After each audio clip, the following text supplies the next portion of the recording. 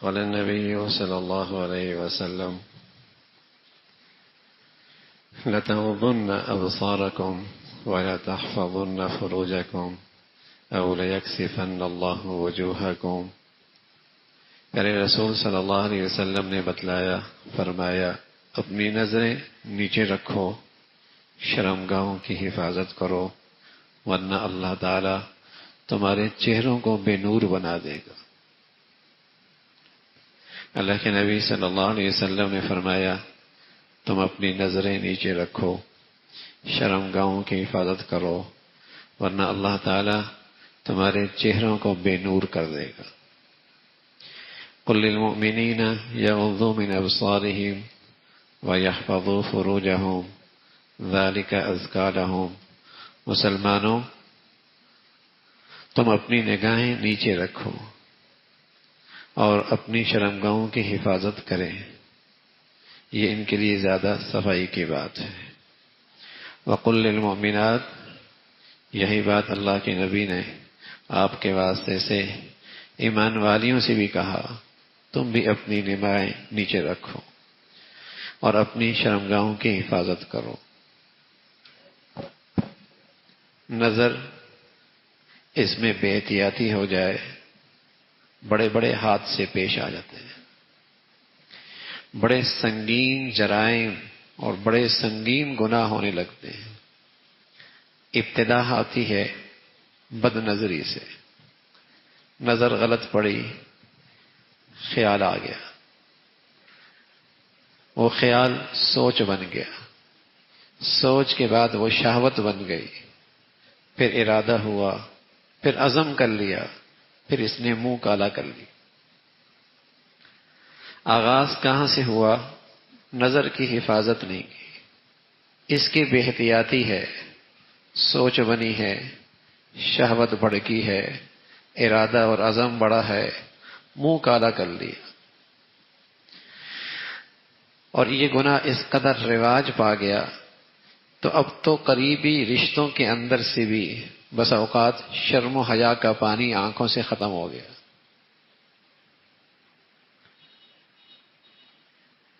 اس بے حیائی کو اتنا فروغ دیا گیا، اسکرینوں کے ذریعے، موبائلوں کے ذریعے، سینماؤں کے ذریعے، یہ اتنی بد نظری کرائی گئی کہ عزت دار گھرانوں کے اندر ان کا وقار بھی تباہ ہو گیا، اور ایسے ایسے شریف گھرانوں کے اندر حادثے پیش آئے جو کبھی انہوں نے سوچا بھی، تصور بھی نہیں کیا ہوگا کہ یہ حادثہ ہمارے گھروں میں، شرفاء کے اندر بھی ہو سکتا ہے۔ لیکن بے احتیاطی کہاں ہوئی؟ آنکھوں کی حفاظت نہیں۔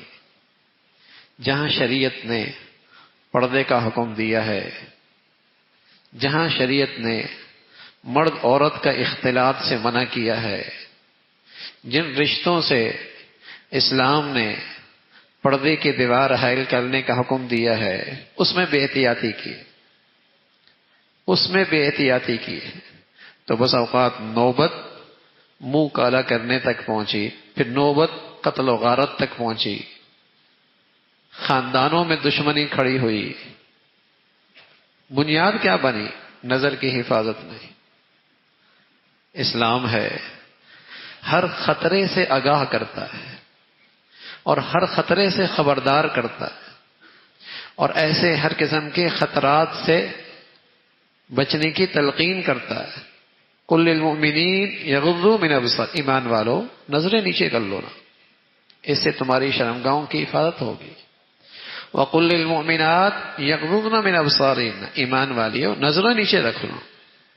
اگر اس میں بے احتیاطی کر لی تو پھر اگلے قدم پہ صبر کرنا مشکل ہو جائے گا۔ تو پہلی قدم پر یہ بات توجہ دلائی کہ اپنی نظروں کی حفاظت کرو۔ بد نظری ہے اور اس معاملے میں بڑی بے احتیاطی ہے، اور سچ یہ ہے کہ شیطان نے بد نظری کا ہتھیار تھما دیا، اب وہ مطمئن ہو گیا، آگے سب کچھ خود بخود ہوتا رہے گا، آگے ساری گندگیاں خود بخود ہوتی رہیں گی۔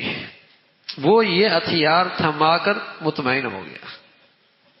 اور یہ گناہ ایسا ہے کہ بہت سارے گناہ کو گناہ ہمارا معاشرہ سمجھتا ہے، توبہ بھی کر لیتا ہے. کوئی اچھا موسم آ جاتا ہے، مبارک رات آ جاتی ہے، مبارک گھڑیاں آ جاتی ہیں، کسی مقدس مقام پہ چلا جاتا ہے، بہت سارے گناہوں کو گناہ سمجھتا ہے، توبہ بھی کر لیتا ہے. اس سے نہیں توبہ کرتا، اس سے نہیں توبہ کرتا. لیکن یہ ایسا سنگین گناہ ہے کہ اس گناہ کے ہوتے ہوئے نیکیوں کا نور نہیں رہتا، نیکیوں کا نور باقی نہیں رہتا، دل منور نہیں ہوتا نیکیوں سے، سب ضائع ہو جاتا. بد نظری کرنے والا شخص ہمیشہ بے چین رہتا، اس لیے کہ آنکھوں سے جانے والی یہ دل کی ظلمت اسے ہمیشہ بے چین رکھتی ہے، ہمیشہ بے سکون رکھتی ہے. کوئی ہمت کرے صبح سے لے کر شام تک اور شام سے لے کر صبح تک ہمت کر کے اپنی نظر کی ہی بچا لے، حفاظت کر لے، محسوس کرے گا سجدوں میں حلاوت بڑھ گئی، تلاوت کا لطف بڑھ گیا، نمازوں میں مزہ آنے لگا.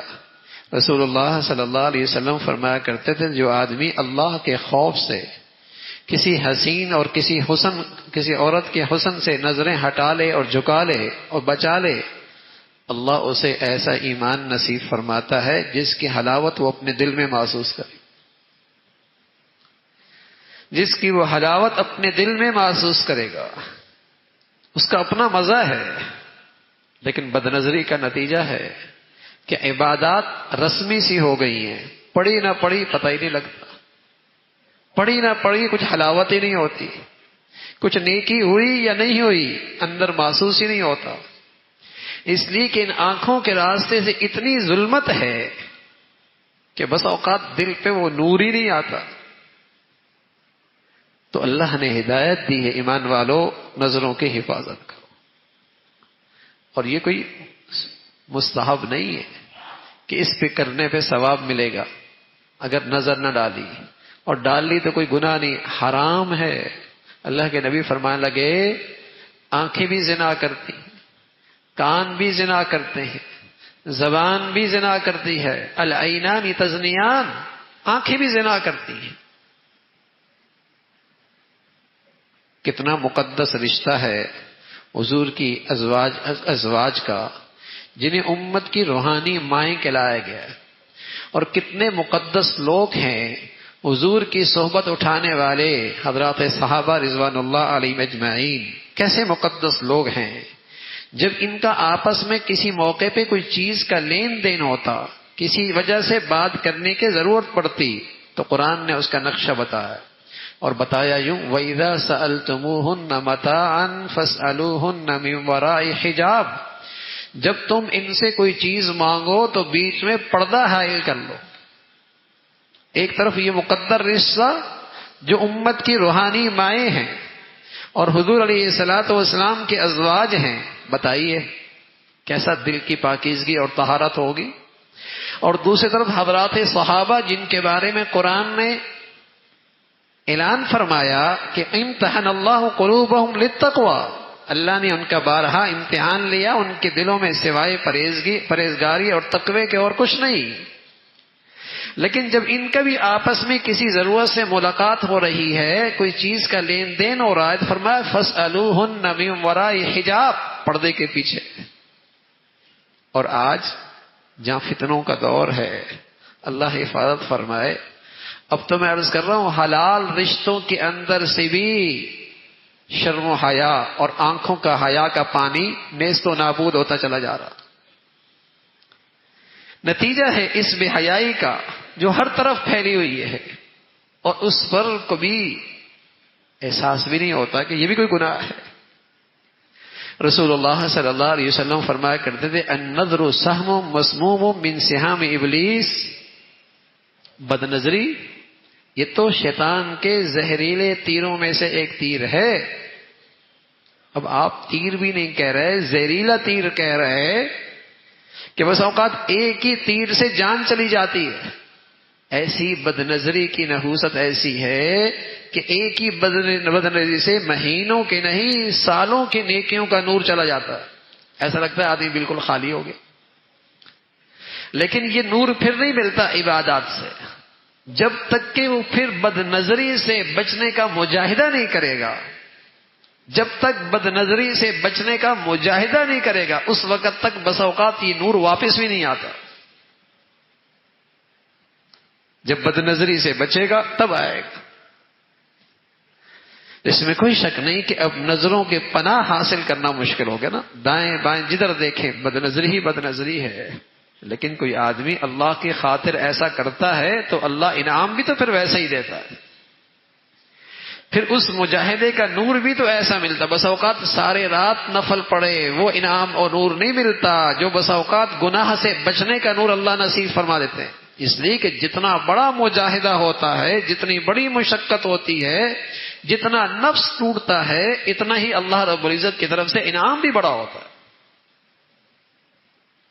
تو اگر رمضان کی برکتیں لینی ہے اور رمضان کی عبادات کا نور اکٹھا کرنا ہے تو جہاں زبان کی حفاظت ضروری ہے وہاں نظروں کی حفاظت بھی ضروری ہے. اس نے روزہ بھی رکھا، تراویح بھی پڑھی، تلاوت بھی کی اور رات کو اسکرین پر سب کچھ دیکھ رہا. رات کی اسکرین پر موبائل ہاتھ میں لیا ساری گندگیاں دیکھ رہا ہے. اس کی بزرگی میں کوئی فرق نہیں آیا لیکن اندر سے سارا نور ضائع ہو گیا اور گناہ بھی نہیں سمجھ رہا کہ کتنا نقصان کر رہا. اور قرآن کا پیغام ہے اور قرآن کی ہدایت ہے. ویسے عام طور پہ اللہ رب العزت صرف مردوں سے کہتے ہیں یہ کر لو اور عورتیں بھی اس کے ماتحت داخل ہوتی ہیں. اقیم الصلاۃ نماز کا حکم کتنا بڑا ہے لیکن مردوں سے خطاب کہ نماز پڑھو. عورتیں بھی اس میں آ گئی. کتب علیکم الصیام مردوں سے خطاب ہے عورتیں بھی اس میں داخل ہو گئیں. وللہ علی الناس حج البیت من استطاع الیہ سبیلا ایسے الفاظ استعمال کیے. مردوں سے خطاب ہے عورتیں بھی اس میں داخل ہو گئی. لیکن جب بات نظروں کی حفاظت آئی تو مردوں سے الگ خطاب ہے عورتوں سے الگ خطاب ہے کہ مرد بھی فکر میں رہیں عورتیں بھی فکر میں رہیں کہ اپنی نظروں کی حفاظت ہو. اور اسی کا ایک راستہ پردہ ہے. عورتوں سے پردہ کہا ہے مردوں سے کہا ہے تم اپنی نظروں کی حفاظت کرو. اس کی برکت سے معاشرہ پاکیزہ ہوتا ہے صاف ستھرا رہتا ہے. اور سچ یہ کہہ رہا ہوں کہ اس بد نظری کی نحوست یہ ہے کہ حلال رشتوں کی محبت اور اعتماد ختم ہو جاتا.